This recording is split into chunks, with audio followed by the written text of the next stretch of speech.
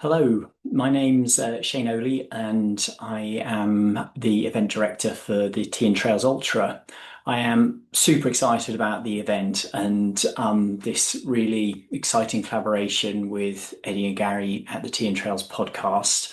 I have to confess, this morning I am drinking coffee, but it is at least a kind of magic teapot mug. Um, so in this briefing, we're going to cover well, almost everything I say will be relevant to both the 50 and 30K routes, and hopefully it'll give you a really good kind of understanding in advance of the event about what you can expect from us and what we can expect from you. So, in this briefing, I'm going to cover some of the more functionary aspects of how we deliver the event and focus on some of the rules and some of the emergency procedures that it allows us when we are in Applethwaite in the Lake District to entirely focus on having a good time and not have kind of mundane briefings. It's really helpful if the participants have a decent understanding of how we operate as a business delivering the Tea and Trails Ultra. That allows everybody to have a really great time. It also gives you the opportunity to think about what I say and ask some questions in advance of the event.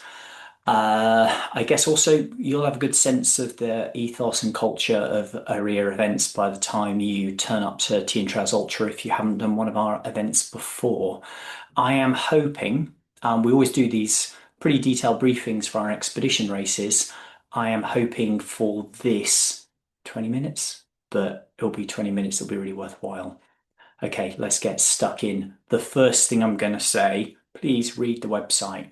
You can probably read the whole website in 10 or 15 minutes, and it has the precise details of what time the car park opens, what time registration is, etc., etc. I am not going to get into too many of those details today, because I'll probably get them wrong. I'm kind of ad-libbing here. And that's not really the purpose of this briefing. So please do everyone a favor, do ourselves a favor, do yourself a favor, have a good read of the website in advance of the event. Right. I would like you to have a decent understanding of our style of management and our priorities when we organize events. So it would be brilliant if we all get to the end of the weekend and we're all best buddies, and that's obviously the outcome we'd all like. However, I want to be crystal clear that my priorities, first, number one priority, safety of the event team, particularly the staff deployed on the hill. Secondly, your safety. Third, robust logistics and operations. Logistics, make things run smoothly. The manifestation of those kind of three priorities are things like rules, cut-offs, finishing times, course closure, etc., etc. That's actually what gives the event its coherent structure.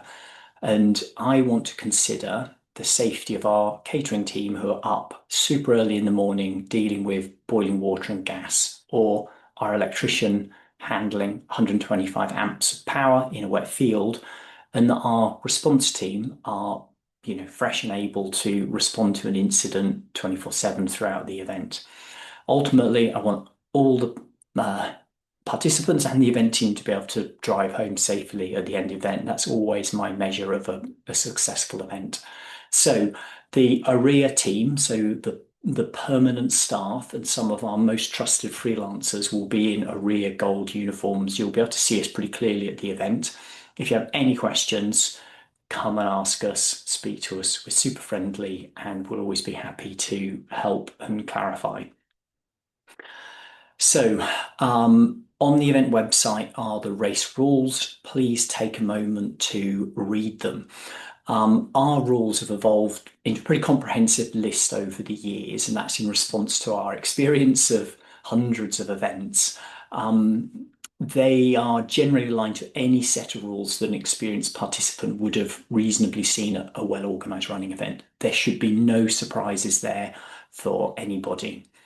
However, I do recognize there's a lot of information there, so I'm going to give you a really simple summary of three things that I want you to bear in mind. Don't try and get an unfair advantage. You can work that one out. Don't do any deliberate cheating, and please have basic respect and politeness for each other and the event team. The one thing I will say is I will apply the rules universally and fairly, and it doesn't matter if you're the first runner or the last runner, whether you're my best friend or a complete stranger, the rules will get applied. Okay, minimum mandatory kit. I certainly hope it's not going to be snowing, but you never know. It is the UK. Um, so the rationale of why any race has a mandatory kit list, it's so that the event organizer can have a reasonable margin of safety to know that participants are suitably equipped for the weather they might encounter, and in an emergency, that they are less likely to come to serious harm or even death.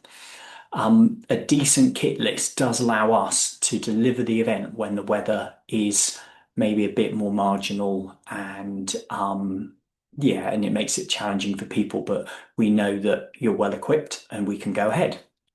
So, first thing I'll say is go to the website, download the mandatory kit PDF, and work through that list. There should be no surprises in there. There's the running kit that you must wear or carry regardless of the weather forecast. It's always mandatory. We always expect you to have it. Then you must bring to the event the cold weather and hot weather kit. So these are some additional items that we may ask you to take on the course with you, and we reserve the right to make that decision all the way up until registration. So you absolutely need to bring it to the event. Some of the common mistakes we see is not having that spare synthetic layer, waterproofs that don't have tape seams, wearing your spare layer, obviously not spare if you need to wear it, a survival blanket rather than a bag. A bag is absolutely essential. So there won't be a kit check at registration, but there will be a kit check as you go into the start pen. The penalty for not having the right kit is you just will not be able to start until you resolve the problem. If you turn up for the mass start and you don't have the kit, the start will go and you'll still be there trying to sort it out, and your time will be gun time. So you'll lose time basically. So following the route, it should be pretty simple. It will be fully waymarked with a combination of flags and arrows. There will also be course marshals, and you will find them at summits and major junctions. So I'll put a shout out now. We could do with a few more course marshals. So if you've got a friend who would like to be involved for the weekend and likes a good day out in the hills, we definitely could do with a couple more marshals for the event.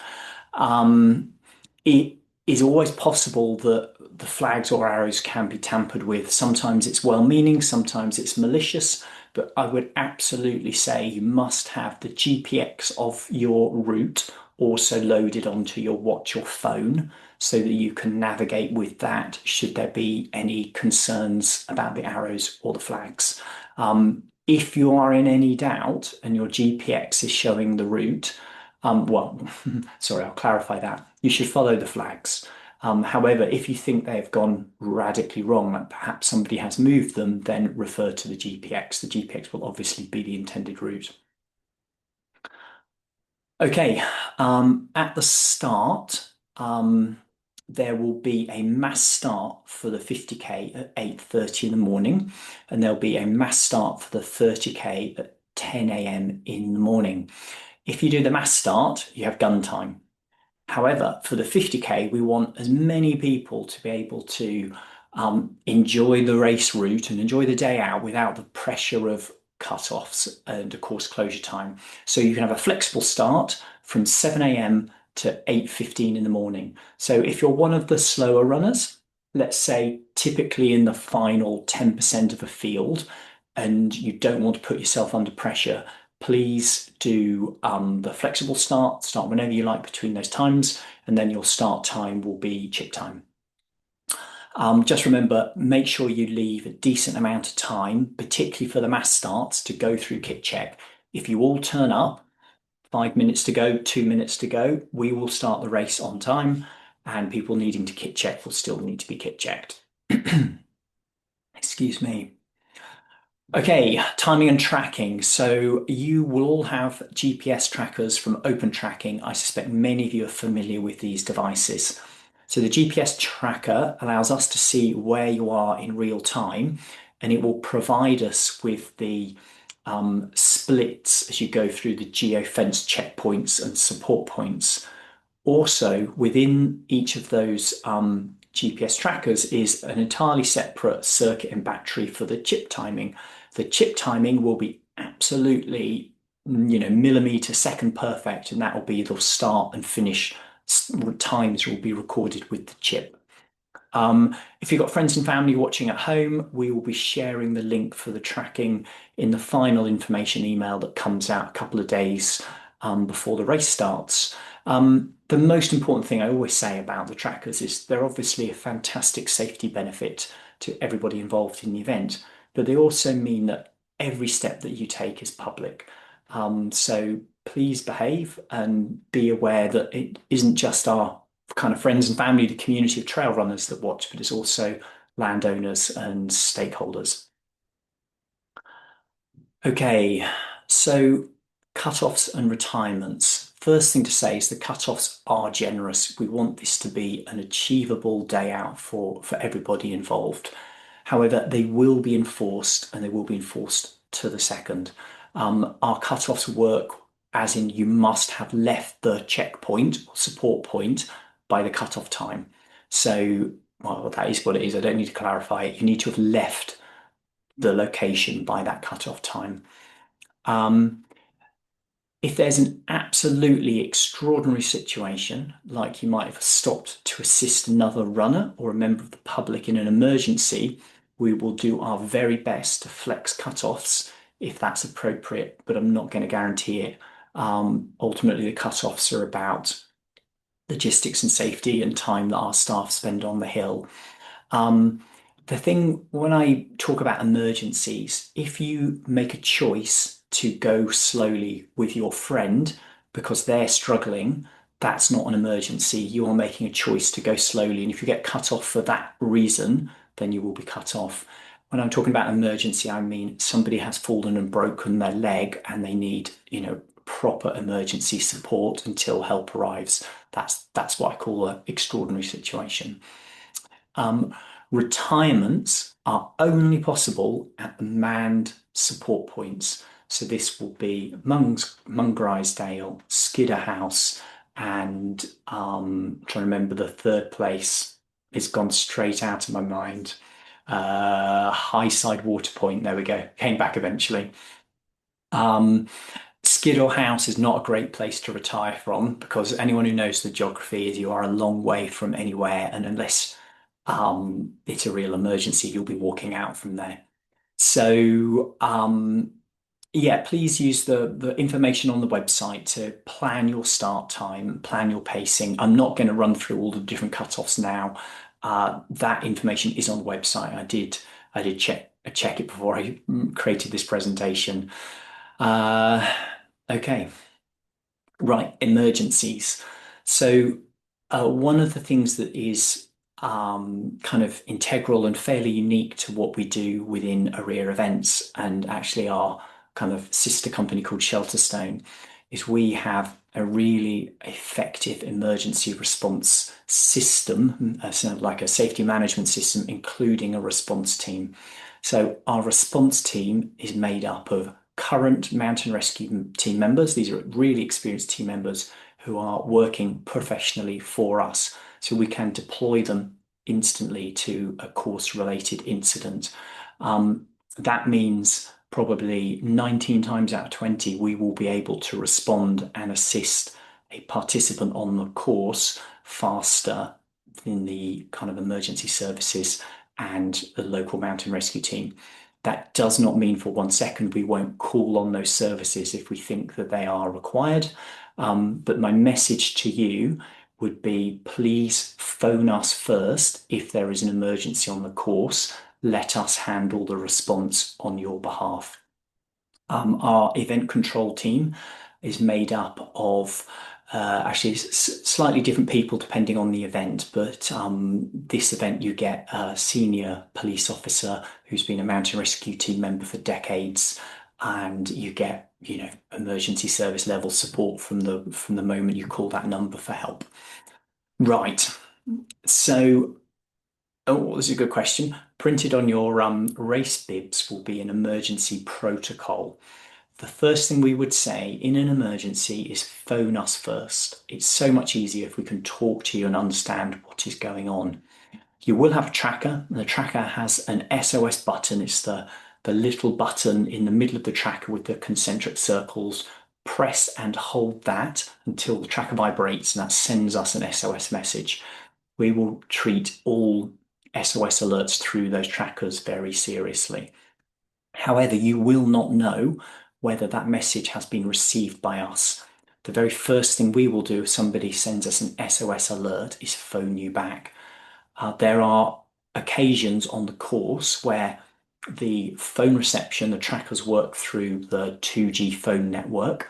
The trackers will be able to send out a message when a phone call would not be possible. So they definitely have a place, but more often than not, if you can use the tracker, you can also phone us.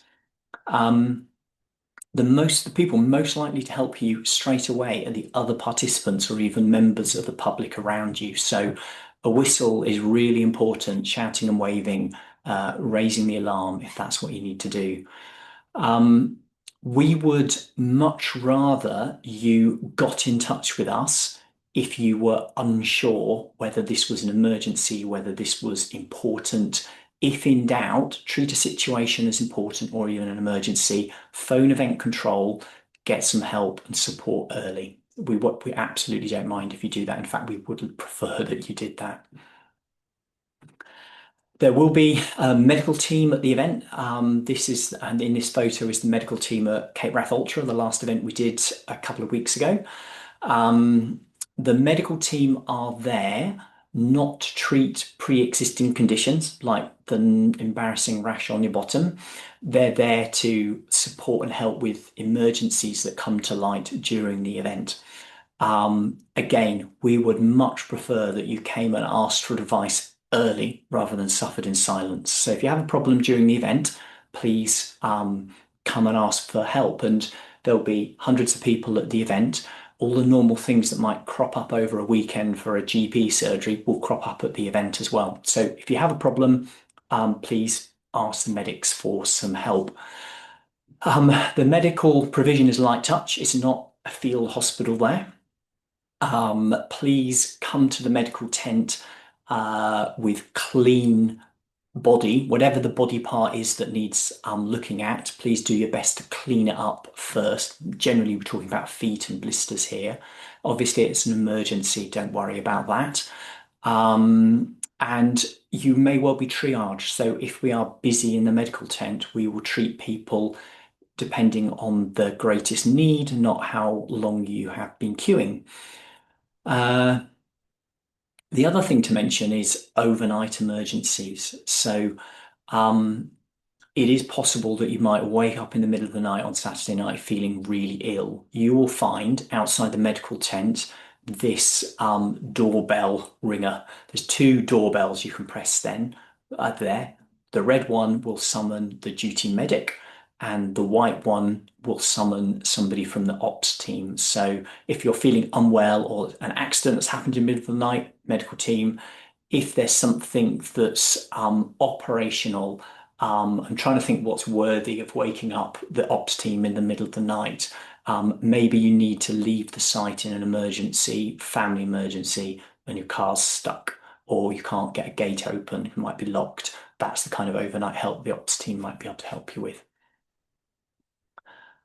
I just want to share a few highlights about trail etiquette and what we would expect from participants. So, absolutely, the number one request we get from landowners and farmers is to please shut gates.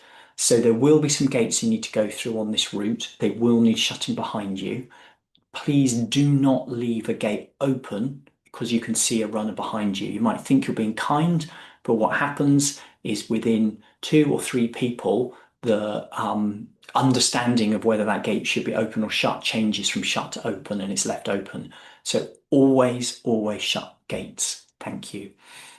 Also, you have no special right of way over other participants, sorry, other members of the public. You will almost certainly meet walkers, probably meet some runners. You might meet mountain bikers or horse riders. Please be respectful. Please be polite. Please give each other, space. There is nowhere on the route where you'll need to climb over a wall or a fence. If that is happening, you have definitely gone off route. uh, Yeah, sorry, I've lost my own thread here. So we certainly expect you to be polite with particularly the event staff, checkpoint marshals, support point marshals. We have a zero tolerance approach to kind of any kind of rude or aggressive behavior. If you need to go for a wee, I'm mainly talking about the men here, please just step a fair distance away from the path and consider that not everybody might want to watch you going for a wee. Um, if you need to go for a poo, really hope that doesn't happen. There's obviously toilets at the event centre, at the Mungrisdale support point, and at the Skiddaw House support point. Also, at the water point, I've forgotten its name again, the water point. So there will be portable toilets or actual toilets at those locations. If you need to go on the trail, please go well away of any water source, at least 50 meters from any water source or stream.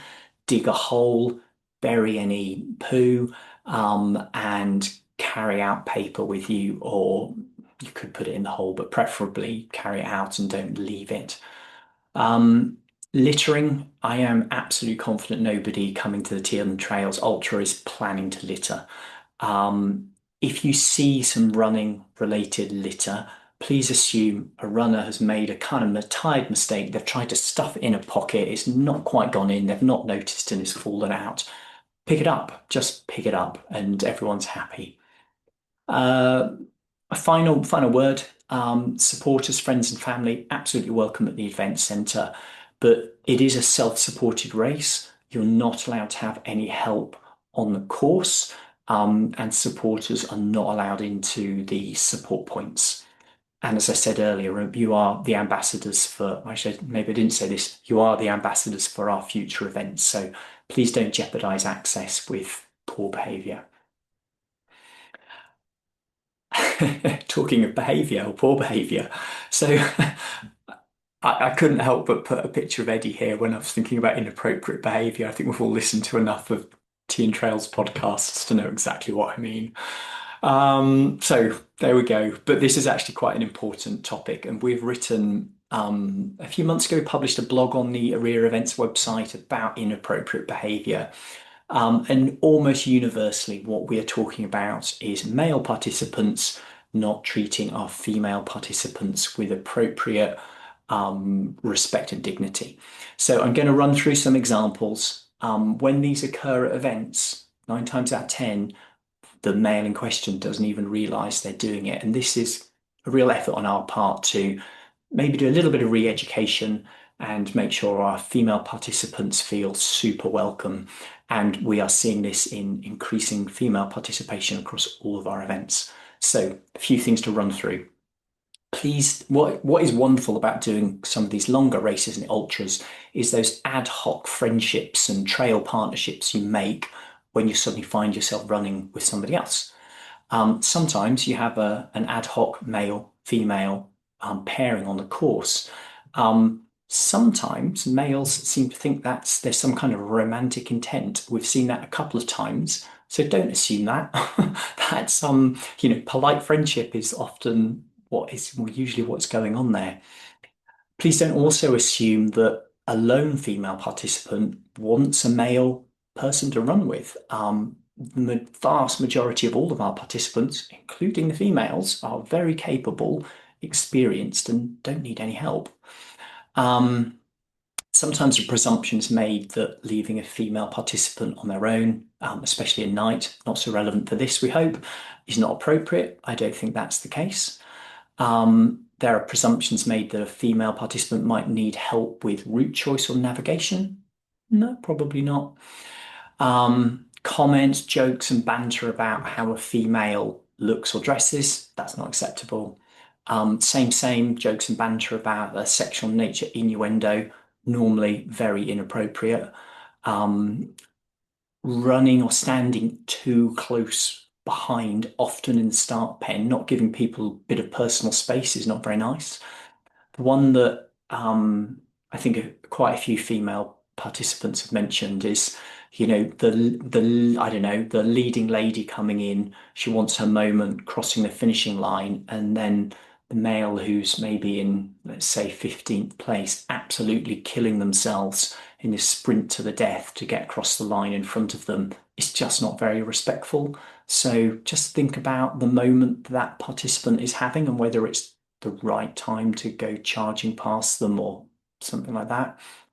And then obviously, uninvited touching and hugging. And this can be actually quite challenging to gauge. And we see it within the event team often in that you don't necessarily know the relationship and the history of all the people at the event. And when you see someone hugging another person, don't necessarily assume that it's appropriate for you to do the same. And there's definitely been some awkward situations over the years with uninvited hugging.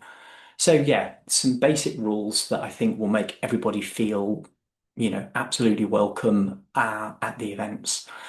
Uh, Finally, friend or foe, when our event team introduce themselves to you, particularly if it happens to be in the dark, let's imagine that somebody's finishing late, they will always say something like, "Hi, this is Shane from the Tea and Trails Ultra." They'll introduce themselves with their name and the event they're working from. Right. Hopefully that's covered it and it's useful for you. So the event centre, camping and parking, this is what was all about the tea and trails. This will be the exciting bit and where we really hope we can bring to life the tea and trails community within the event centre with the camping and the bar and the catering and obviously the live podcast. I can't wait for that personally. But let's run through this in order. First of all, car parking. There will be a one-way system into the event centre, so you will only be able to drive in and park on Friday evening and Saturday morning. You won't be able to drive in and leave. So you can't like register and come back. If you're driving in, you're parking. And if you're bringing in friends and family, they are absolutely welcome, but they need to be in the same vehicle as you. So they can't come in a separate vehicle. Um, Exit, you can do that Saturday afternoon, evening, and obviously Sunday morning. We definitely hope people will stay overnight on Sunday. When you arrive, you will be given a wristband as a participant, and any friends or family in that vehicle will be given a wristband. That is the wristband that will give you access to things like the film, the live podcast, etc.